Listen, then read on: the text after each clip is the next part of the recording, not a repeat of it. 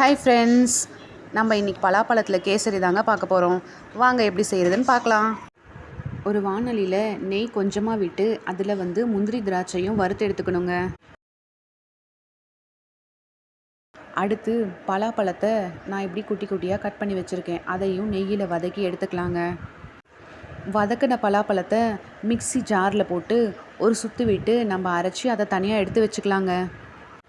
அதுக்கப்புறமா வாணலியில் நெய்யை கொஞ்சம் விட்டு அதில் 1 கப் ரவையை வறுத்து எடுத்துக்கோங்க.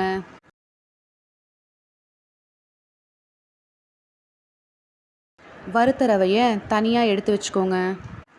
1 கப் ரவைக்கு 4 கப் தண்ணி, 1½ கப் சர்க்கரை போட்டுக்கணுங்க. சர்க்கரை கரையிற வரை அந்த தண்ணி நல்லா கொதிக்கணும்.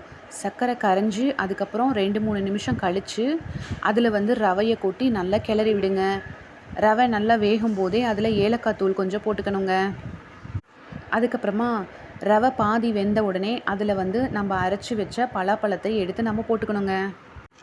அதுக்கப்புறம் நல்லா அதை கலந்து விடுங்க.